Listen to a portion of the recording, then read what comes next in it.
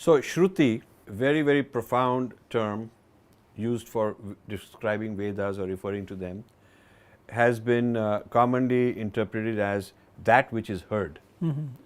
But that which is heard, I'm hearing the radio also. Right. I hear all kind of things. So how do you differentiate it from that which is heard? Well, the translation, literal translation of Shruti is that, but we have to understand, you have to go to the source word for what it has been used. Just because it has that meaning does not mean that it is only that much. So Shruti, that which is heard, is not which you hear with these ears, but that which is heard with the ears of samadhi. So hearing is the distortion, because it has been, when you say that which is heard, it has been mapped onto a biological act of hearing with your ears. Right. So originally the Veda was heard by Brahma. So he sat in meditation and then he heard it. So tene Brahma Hridaya Adi Kavaye. So in the heart, and heart again does not mean physical heart, Hrida. We don't have again same problem, non-translatable. So he heard it within himself, without the external ears. So that is the Vedic sound, because this Vedic sound is eternal. That's why we call it Sanatana Dharma, or Veda is Nitya. Means it is not a sound which I make. There are two types of sound, Ahat and Anahat.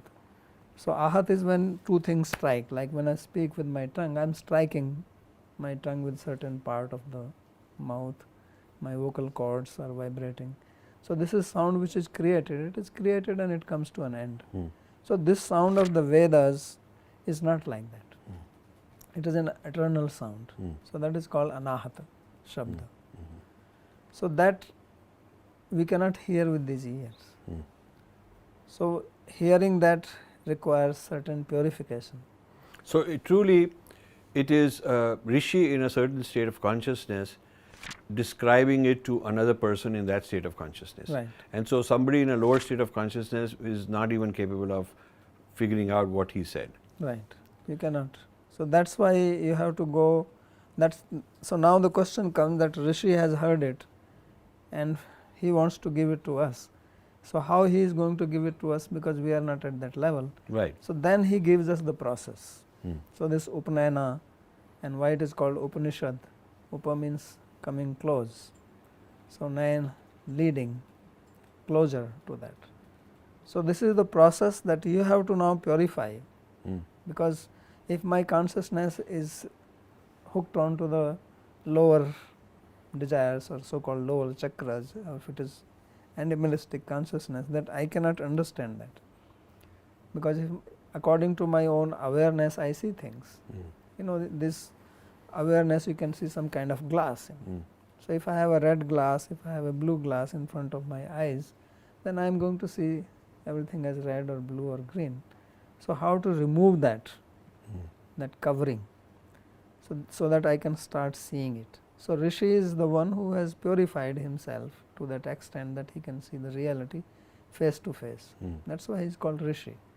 So then he gives me the process, how I can also do it. And that process is originally coming from the original person, Mahapurusha, God. So there's such a subtle hearing, at such a high state of consciousness. It is not physical sound like sound waves in the material world. Because this sound travels at the speed of sound and all that, but this hearing is of a different kind. It's not within the laws of physics.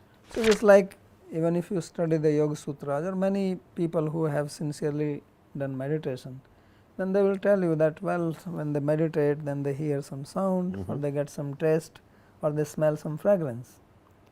So this is also not this sound of the Vedas. Right. But what they have done is they have transcended the Panch Mahabhutas, and they are coming to the subtle level of Mahabhutas, and then they can, means they have purified their senses. So they can now smell without any object, fragrant object being around. They can hear sometimes the sound of flute or a bell or something like that. So these senses, what we are saying about hearing, We can also say about other senses, Right. that there is a higher state of consciousness corresponding to these senses, and what is experienced in that higher state, seeing, hearing and all that, is not to be confused as what we are seeing and hearing. Right. So, in the yogic sutra it is said tatra ritambhra pragya.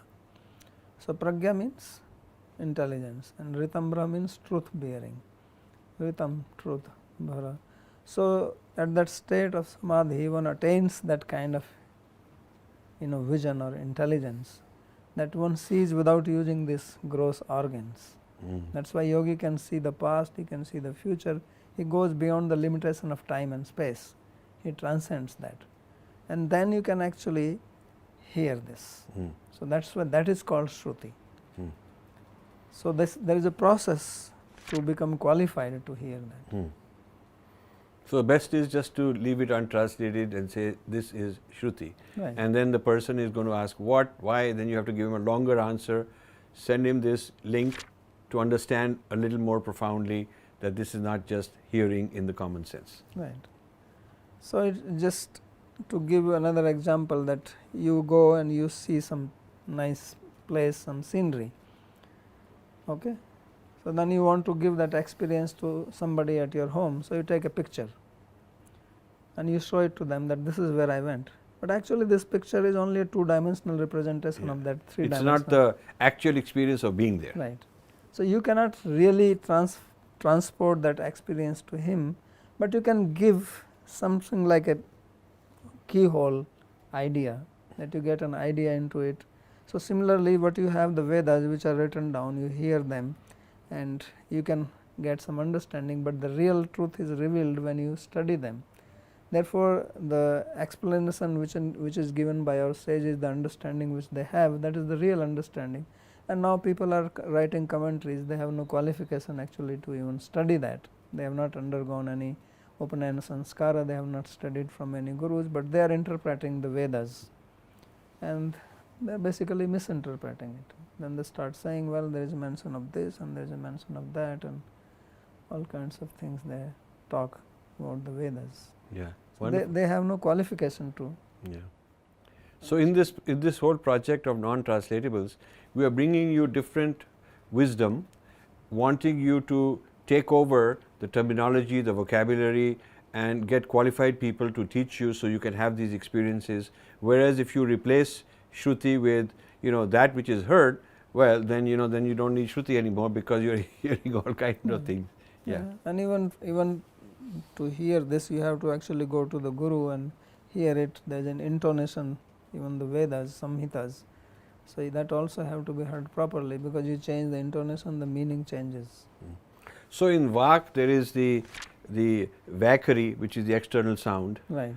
and then there is the Madhyam, which is I am thinking about it, sound internally, and then there is Pashyanti, which is kind of beyond this, and then there is Para, which is transcendent. That is the Shruti. So, can we say that the Shruti, when you say that which is heard, you got to tell the person there is many levels of hearing, Right. and there is many levels of sound, there is many, so that has to be part of the explanation. So, what the Rishi has heard and called Shruti was not heard at the Vaikari level. Certainly not. Yeah.